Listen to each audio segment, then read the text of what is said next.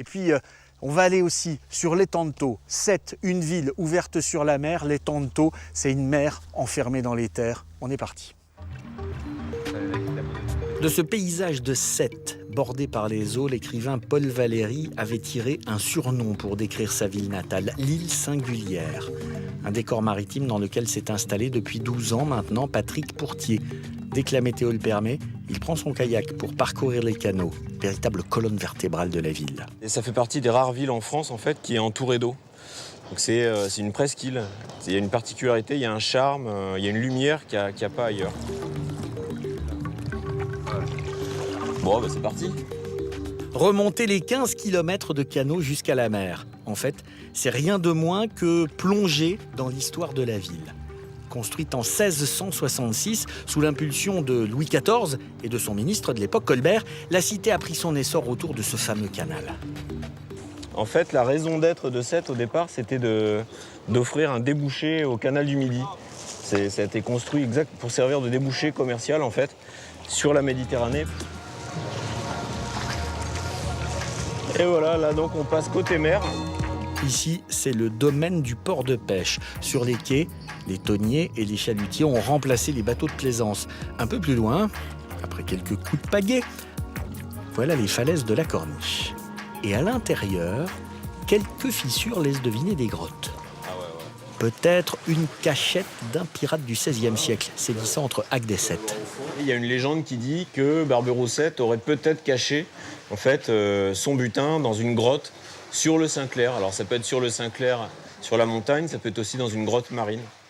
Alors il y a des gens qui gardent encore espoir de trouver le trésor de Barberoussette. Alors moi j'ai cherché dans la grotte, j'ai pas trouvé. Donc il est probablement ailleurs, il faut continuer à chercher. Retour à quelques encablures de la ville, en pleine mer, face au port. Il y a un édifice, cette fois bien difficile à cacher, un brise-lames de plus de 3 km de long, construit entre 1821 et 1869.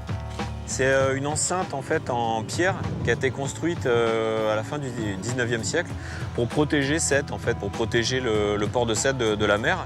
Et ça a permis son développement, notamment le développement du port de commerce. Bâti au départ pour protéger Sète des éléments naturels, le lieu servira aussi de mise en quarantaine pour les marins souffrants, avant le retour à la terre ferme. Aujourd'hui, évidemment, tout cela appartient au passé.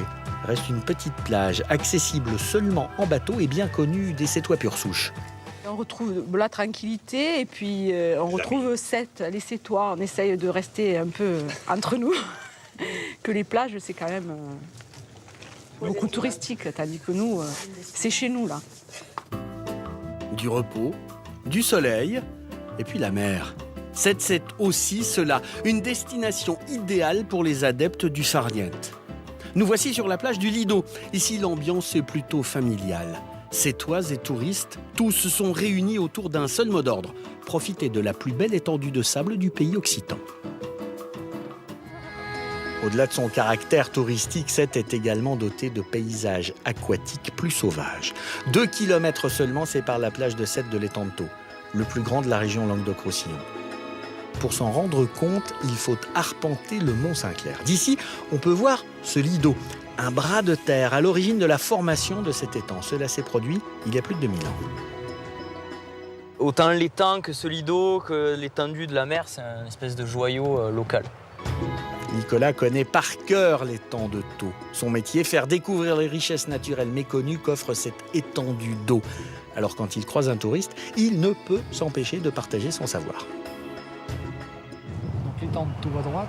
Exactement. Je suis surpris d'ailleurs par la grandeur de la superficie de l'étang. Un étang qui fait 20 km de long sur 7 km de large. Il y a tout un autre monde à découvrir qui est super intéressant aussi du côté de l'étang.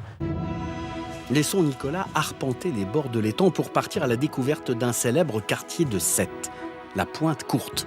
Ici, des générations de pêcheurs ont vécu grâce à la richesse de l'étang de Thau. Parmi eux, figure Guy. Dans sa famille, on est pêcheur de père en fils. Je suis né à la Pointe Courte il y a 75 ans. Alors, je connais le quartier. C'est un quartier magnifique.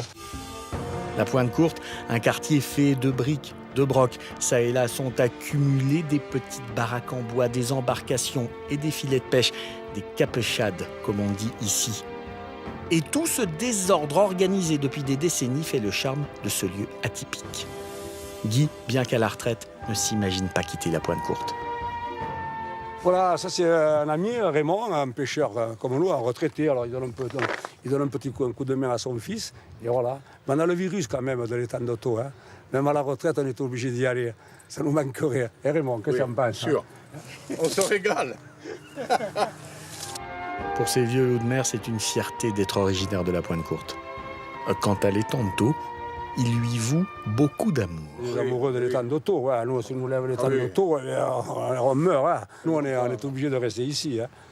C'est notre vie, ça. Hein.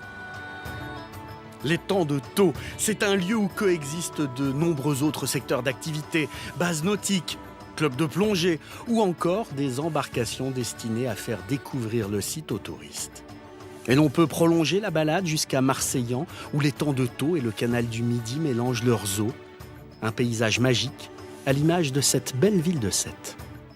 C'est une belle balade. Hein. Vous avez vu un peu la balade que nous a fait ce Jean Seb, là, du côté des étangs de Thau et de Sète. C'est un endroit que je vous invite à aller découvrir. Ouais. Paul Valéry, Brassens, tout ça, c'est remarquable.